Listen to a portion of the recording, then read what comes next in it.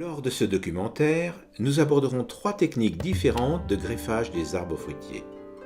La greffe en fente, la greffe en couronne et la greffe à l'anglaise compliquée. Greffer, c'est multiplier une variété en insérant une ou des portions de rameaux appelés greffons sur un plan appelé porte-greffe. Les buts de ces pratiques sont multiples. Propager et conserver des variétés pour lesquelles la greffe est une des seules méthodes efficaces, le semis ne permettant pas d'avoir la variété que l'on veut. Restaurer des arbres anciens ou accidentés.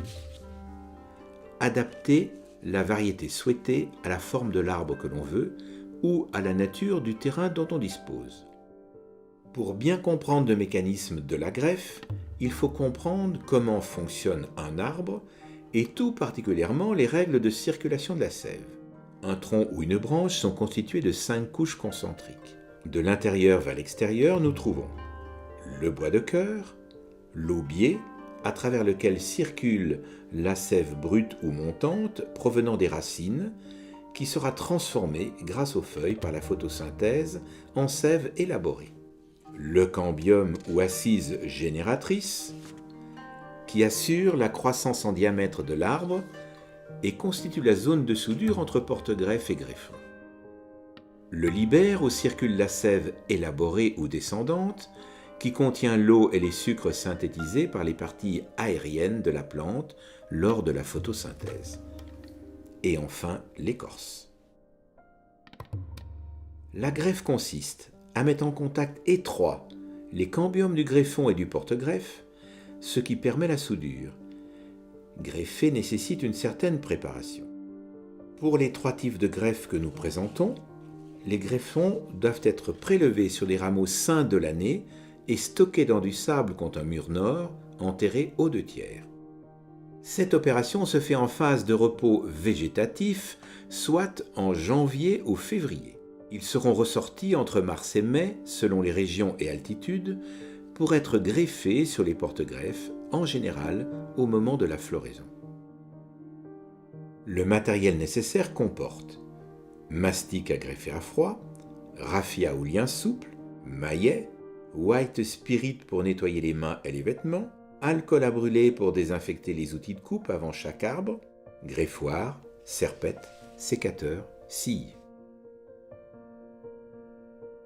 Examinons maintenant la greffe en fente. Elle se pratique sur des porte-greffes de 1 à 2 cm, voire un peu plus gros. La préparation du porte-greffe doit être faite avec soin.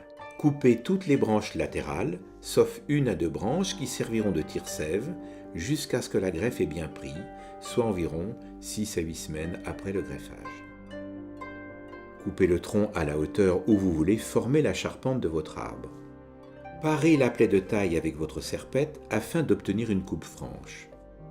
Pour la préparation des greffons, utilisez uniquement la partie centrale de la baguette, ce qui permet de faire un ou plusieurs greffons suivant la taille de cette baguette. Un greffon comporte 2 à 3 yeux. Taillez en biseau l'extrémité à insérer dans le porte-greffe. Cette taille est faite au-dessous de l'œil inférieur, de part et d'autre de cet œil. L'arête du côté de l'extérieur du porte-greffe pourra être légèrement plus large que l'arête à l'intérieur du porte-greffe.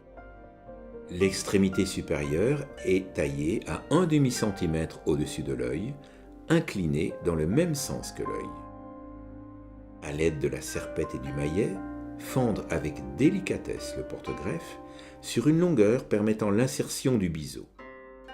Veillez à ce que l'écorce au-dessous de la coupe soit saine et sans nœud sur quelques centimètres. Insérez le greffon en veillant à faire coïncider soigneusement les cambiums respectifs. Ligaturez avec du raffia, de la laine ou une élastobande.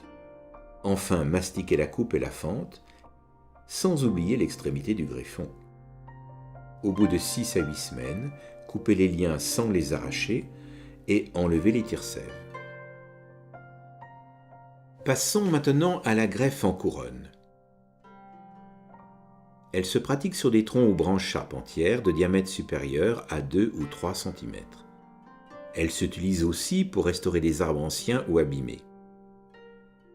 La préparation du porte-greffe se fait selon les mêmes principes que ceux de la greffe en fente, en coupant toutes les ramures latérales sans oublier d'en laisser une ou deux comme tire-sève. La coupe se fait à la scie ou à la tronçonneuse en 2 fois pour éviter les risques d'arrachement. La plaie de coupe est rafraîchie à la serpette. Comme pour la greffe en fente, le greffon est pris dans la partie centrale de la baguette en conservant 2 ou 3 yeux. Coupez en biais l'extrémité supérieure à 1/2 cm de l'œil et dans le même sens que cet œil. L'extrémité inférieure, elle, est coupée à 2 ou 3 cm de l'œil et taillée d'un seul côté, à l'opposé de l'œil inférieur, en laissant un épaulement. Puis, avec le greffoir, retirez délicatement l'écorce d'une arête du biseau. Faire de même à l'extrémité du biseau sur la partie non taillée. Pour chaque greffon à insérer, faire une incision verticale dans l'écorce jusqu'à l'aubier, qui est la première partie dure. Le diamètre de la coupe transversale donne l'indication du nombre de greffons à placer. Plus il est grand, plus il faudra en mettre. Avec la spatule, décollez l'écorce du côté qui correspond au côté du greffon où l'écorce a été retirée. Puis insérez chaque greffon l'un après l'autre jusqu'à l'épaulement, en veillant à ce que le côté du biseau où l'écorce a été retirée vienne s'appuyer contre la tranche non décollée de l'incision, ce qui favorisera le contact des cambiums respectifs. Ligaturez soigneusement avec du raffia, de la laine ou de l'élastobande. Mastiquez la coupe, les fentes et la pointe du greffon. La greffe met 3 à 4 semaines pour démarrer.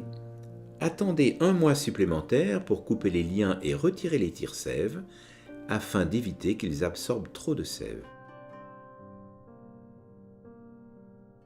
Pour finir, la greffe à l'anglaise compliquée. La particularité de cette greffe est qu'elle nécessite que les diamètres du greffon et du porte-greffe soient les mêmes. Elle s'effectue uniquement sur des diamètres de moins de 1 cm.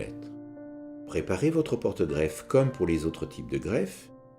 Coupez à la hauteur voulue dans une zone sans nœud, toujours en conservant 1 ou 2 tire-sève.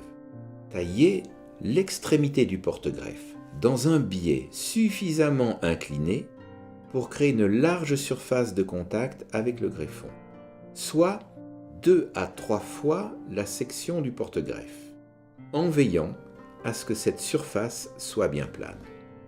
En ce qui concerne la préparation du greffon, elle est identique aux techniques précédentes. Taillez l'extrémité inférieure du greffon avec le même biais que le porte-greffe pour favoriser le rapprochement et le maintien des 2 parties l'une contre l'autre. Incisez le biais du greffon au 1/3 et celui du porte-greffe au 2/3 en suivant le fil du bois. Veillez à ce que les diamètres du greffon et du porte-greffe soient les mêmes. Les 2 parties sont ensuite imbriquées parfaitement l'une dans l'autre. Un assemblage bien fait tient tout seul. Les cambiums sont parfaitement juxtaposés. Ligaturez tout de même les 2 parties sur toute la zone de recouvrement. Un masticage soigné fermera hermétiquement l'assemblage. 6 à 8 semaines après la reprise, coupez les liens et les tire-sève selon les modalités des greffes précédentes.